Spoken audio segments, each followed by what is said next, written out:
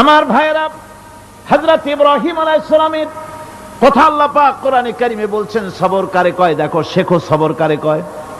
আল্লাহ পাক বললেন, ইব্রাহিম তোমার বিবি আর তোমার নবজাতক এই সন্তানকে রেখে আসো মক্কা নগরীতে।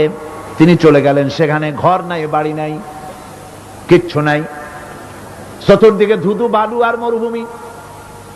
হযরতে হাজরা বলছেন, ইব্রাহিম সামান্য পানি আর খাবার দিয়া আমার সন্তান শুদ্ধ এখানে রেখে যেতেছো, আমি কি অপরাধ করেছি? কোনো জবাব নাই। দুইবার তিনবার বলার পরে হাজরা বলছেন, ইব্রাহিম গো, তবে কি আমার আল্লাহর হুকুম মতো আমারে রেখে যাচ্ছ নাকি? হযরত ইব্রাহিম আকাশের দিকে আঙ্গুল উঁচু করলেন। কথা বলবেন, বাক শক্তি বেরোচ্ছে না।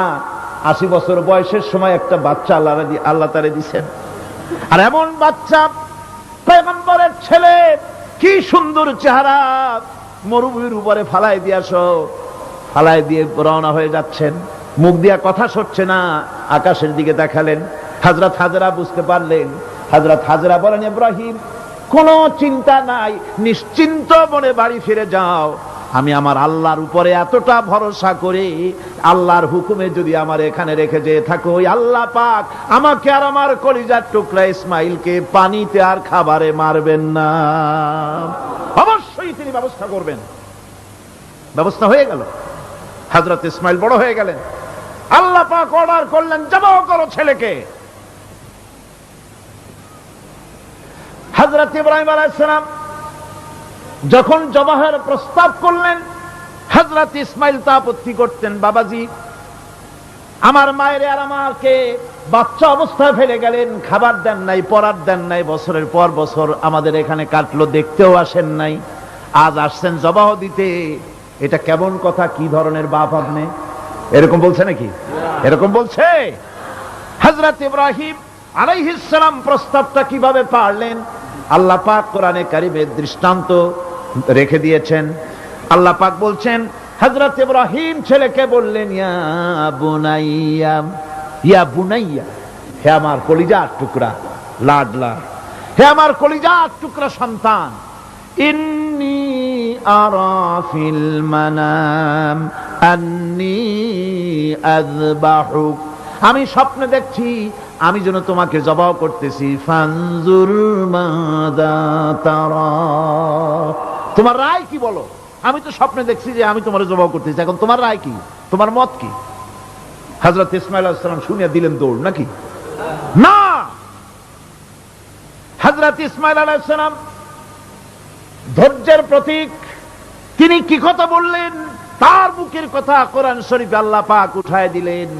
হযরত ইসমাঈল বললেন, ইয়া আবাতি ফাআল মা তু'মারু সাতাজিদুনি ইনশাআল্লাহু মিনাস সাবিরিন, হে আমার পিতা, আপনি যে ব্যাপারে আদিষ্ট হয়েছেন আপনি তা পালন করুন, অবশ্যই আমাকে ধৈর্যধারীদের মধ্যে পাওয়া যাবেন। সুবহানাল্লাহ। এক বর্ণনায় এসেছে, হযরত ইসমাঈল বললেন, আব্বাজান আমি ধৈর্যধারীদের ভিতরে আমারে পাবেন, তবে জবাহ করার আগে আমার হাত পাওটা একটু বেঁধে নেন, কারণ জবাহের যন্ত্রণায় আপনার গায়ে যদি আমার হাত পাও লেগে যায় তো বেয়াদবি হয়ে যেতে পারে, আর আমি মরে আমার জবাহ হয়ে যাওয়ার পর আমার রক্ত মাখা জামাটা নিয়া আমার মা হাজেরারে দিবেন, কারণ তাকে মা বলবার মতো আর তো কেউ নাই। হযরত ইব্রাহিম তাকে বাঁধবার জন্য প্রস্তুতি নিলেন। হযরত ইসমাঈল বলছেন, আব্বাজান বাঁধবেন না, বাঁধার প্রয়োজন নাই। বলে, কেন? একবার বাঁধতে বললে আবার তুমি নিষেধ করছো কেন?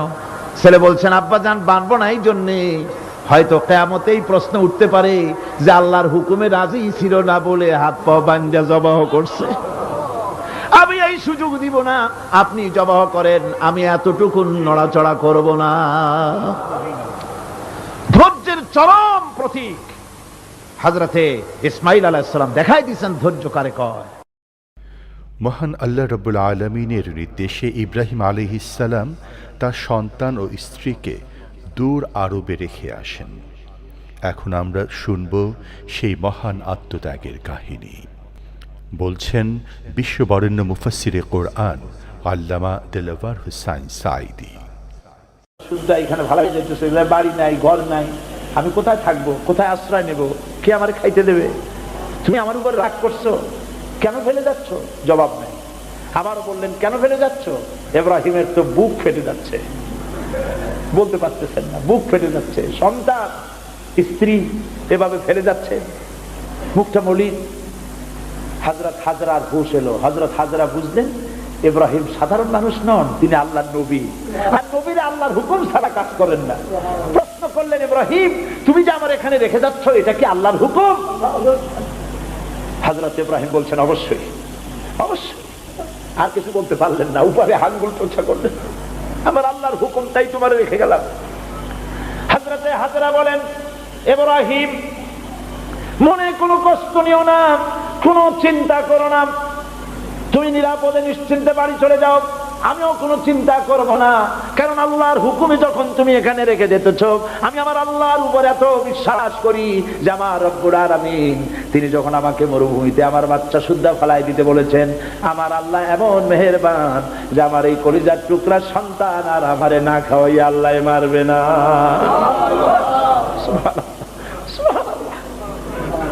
হযরতে হাজরা পানির জন্য দৌড়দৌড়ি করলেন। সাফা মারোয় আপনারা জানেন, সব জানা কথা, সাফা মারোয় দৌড়িয়ে দৌড়ি। এই যে পানির জন্য হাজরা দৌড়াইলেন, আল্লাহর কাছে খুব নাপছন্দ হয়েছে নাকি?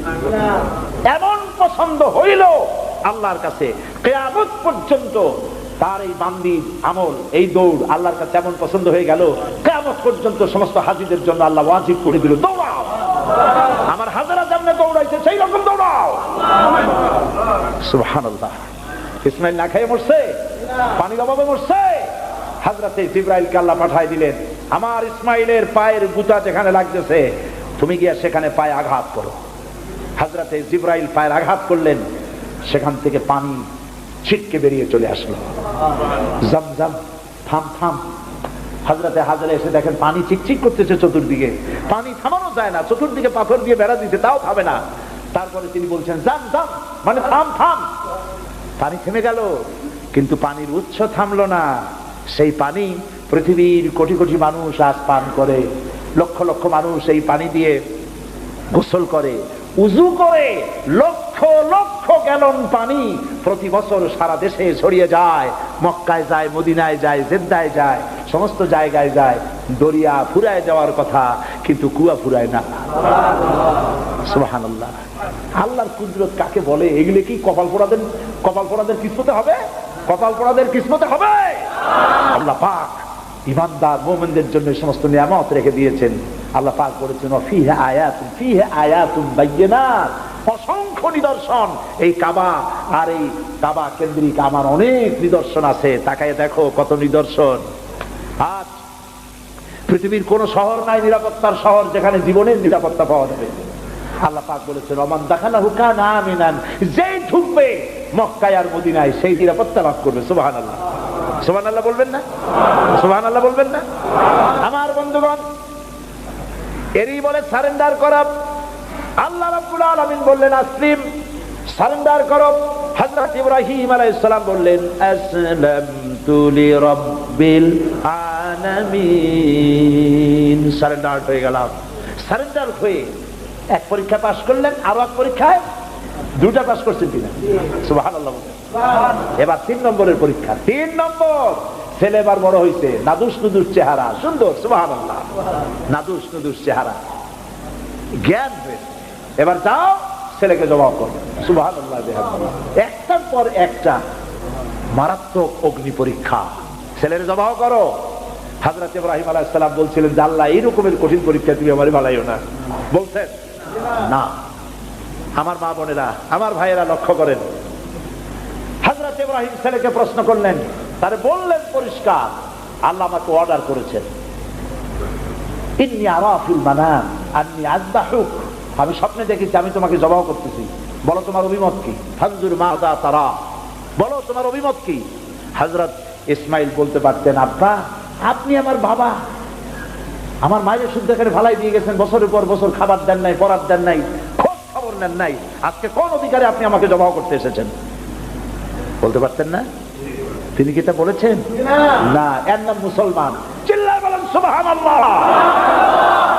এর নাম মুসলমান। আল্লাহর হুকুমের সামনে মাথা নত করে দাও। হযরত ইসমাঈল কি জবাব দিলেন? হযরত ইসমাঈল বললেন, ইয়া আবাতি ফাআল মা তুমারু সাতাজিদুনি ইনশাআল্লাহু মিনাস সাবিরিন। হে পিতা, আপনি স্বপ্নে যে ব্যাপারে আদিষ্ট হয়েছেন, দেখেন ছোট্ট মানুষ কিন্তু তিনি কথা বললেন না যে আপনি স্বপ্নে যা দেখছেন তাই করেন।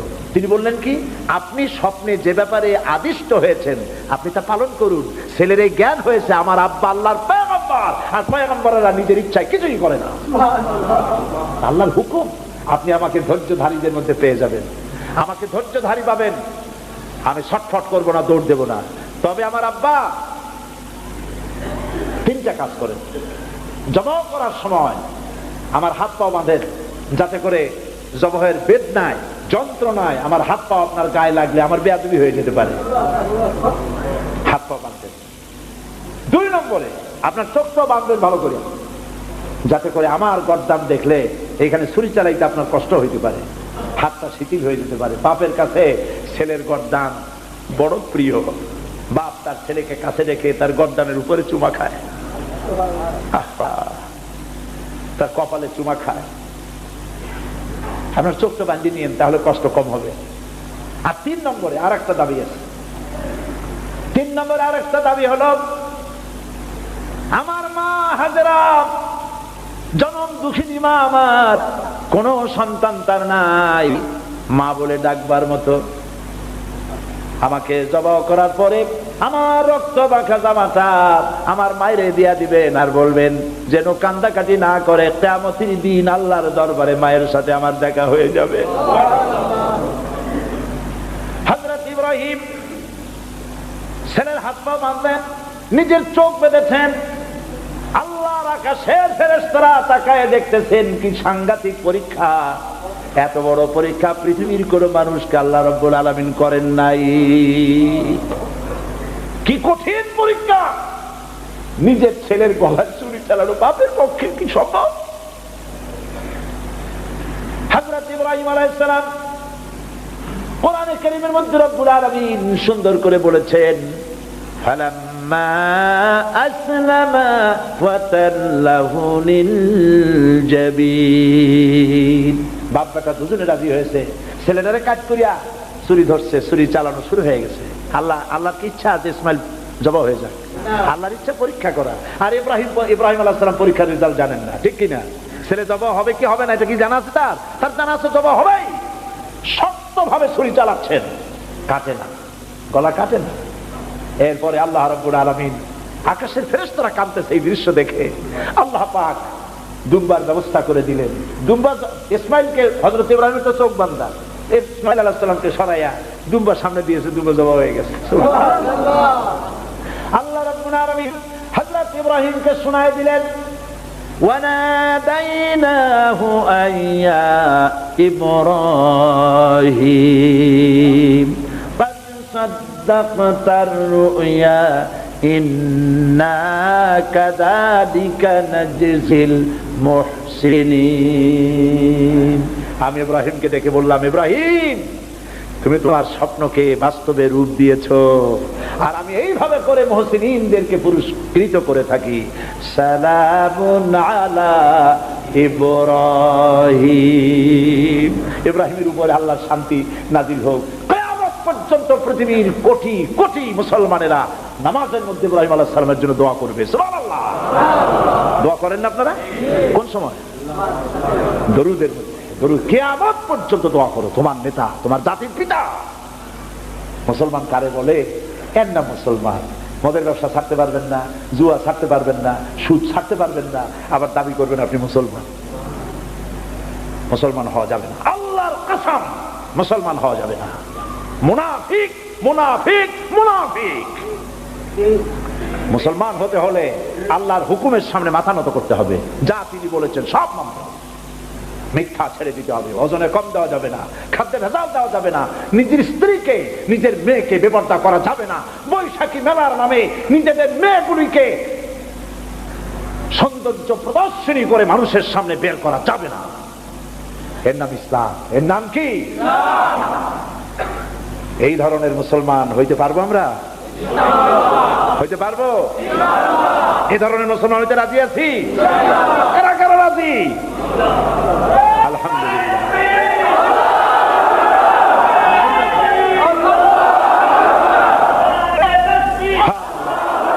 বলি আলহামদুলিল্লাহ। জোরে বলেন আলহামদুলিল্লাহ। এইরকম মুসলমান হতে হবে যে আমার চেহারা করতে হবে আল্লাহ যেভাবে হুকুম করেছেন, রাসূল যেভাবে করেছেন।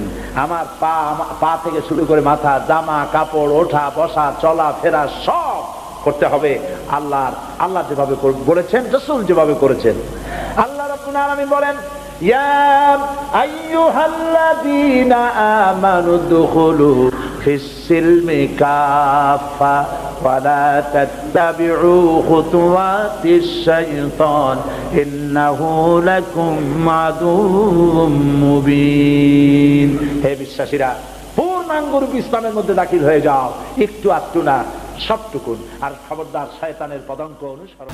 রব্বানা লা তুযিগ কুলুবানা বা'দা ইয হাদাইতানা ওয়া হাব লানা মিন লাদুনকা রাহমাতান ইন্নাকা আনতাল ওয়াহ্হাব। হে আল্লাহ তাআলা, লাখো জনতা আজকের এই প্রথম দিনেই আল্লাহ তাআলা কোরআনের এই মাহফিলে দীর্ঘক্ষণ ধরে তোমার কোরআনের কথা শুনে তোমার দরবারে হাত তুলেছি। দয়া করে মেহেরবানি করে আমাদের জিন্দেগির গুনাহ খাতাকে মাফ করে দাও। আমাদের মা বাপ মুরব্বিয়ান যারা কবরে চলে গেছে, আল্লাহ তাআলা কবরগুলিকে জান্নাতের টুকরায় পরিণত করে দাও। রব্বির হামহুমা কামা রব্বায়ানি সগীরা। পড়েন সবাই, রব্বির হামহুমা কামা রব্বায়ানি সগীরা। আয় আল্লাহ তাআলা, আমাদের এই বিবি বাল বাচ্চা যা দান করেছো সবগুলিকে দিনদার বানাও, ইমানদার বানাও, নামাজি বানাও, পরেজগার বানাইয়া দাও। রব্বুল আলামিন, যেই পরকালের কথা, কিয়ামতের কথা আলোচনা করলাম, সেই কঠিন হাসরের ময়দানে যেদিন পায়ের নিচে হবে তামার মতো মাটি, আর মাথার উপরে প্রকাণ্ড সূর্যের তাপে গুনাহগারের মাথার চান্দি ফেটে গিয়া মগজগুলি গলে গলে নাক কান দিয়ে বেয়ে পড়তে লাগবে। জিহ্বাটা পানির পিপাসায় কুকুরের মতো ঝুলে নাভিস্থল পর্যন্ত পড়ে যাবে। ময়দানে সাড়া পড়বে, পানি পানি বলে। আল্লাহ তাআলা ওই দিনে তোমার হাবিবের হাতের কাউসারের পেয়ালা আমাদের নসিব করে দিও। আহ জাতি হ্যায় ফলক পর রহম লানে কে লিয়ে, আহ জাতি হ্যায় ফলক পর রহম লানে কে লিয়ে, बादलो हट जा दे दो आह जाने के लिए। रहम कर अपना ना आईने करम को भूल जा, रहम कर अपना ना आईने करम को भूल जा। हम तुझे भूले हैं लेकिन तू न हमको भूल जा। रब्बुल आलमीन, মা বোনেরা কষ্ট করে মাহফিলে এসেছেন, আল্লাহ তাআলা মা বোনদেরকে এমন আমল করার তৌফিক দাও যাতে করে কিয়ামতের দিন হযরত আয়েশা, হযরত খাদিজার সঙ্গে হাসর নসিব হয়ে যায়। রব্বুল আলামিন, এই মাহফিল বাকি 4 দিন তোমার কুদরতি নিজাম দিয়ে আল্লাহ তুমি পরিচালিত করে দিও। সারা বাংলাদেশের মানুষ বিভিন্ন জায়গা থেকে এই মাহফিলে আসে। আল্লাহ তাআলা প্রতিবেশী দেশ থেকে আসে, যারা প্লেনে আসেন অথবা গাড়িতে আসেন, পায়ে হেঁটে আসেন, যিনি যেভাবে আসেন, আল্লাহ তাআলা যাতায়াতকে তুমি আসান করে দিও, বিপদ মুক্ত করে দিও, আল্লাহ দুর্ঘটনা মুক্ত করে দিও। যারা বাড়ি ছেড়ে তোমার কথা শুনতে আসে, আল্লাহ বাড়িগুলি, ধন সম্পদগুলি তুমি হেফাজত করো। রব্বুল আলামিন, তুমি আমাদের দিলের মধ্যে তোমার মহব্বত পয়দা করে দাও। আল্লাহ, পরকালের ভয় পয়দা করে দাও, আখিরাতের জবাবদিহিতার অনুভূতি সৃষ্টি করে দাও। আল্লাহ তাআলা, তুমি আমাদের দেশটাকে কবুল করো। আল্লাহ তাআলা, তুমি দয়া করে মেহেরবানি করে আমাদেরকে তোমার মকবুল বান্দাদের মধ্যে শামিল করে নাও। আল্লাহুম্মা জাআলনা মিনাত তাওয়াবিন ওয়াজআলনা মিনাল মুতাতাহহিরিন ওয়াজআলনা মিন ইবাদিকাস সালিহিন ওয়াজআলনা মিনাল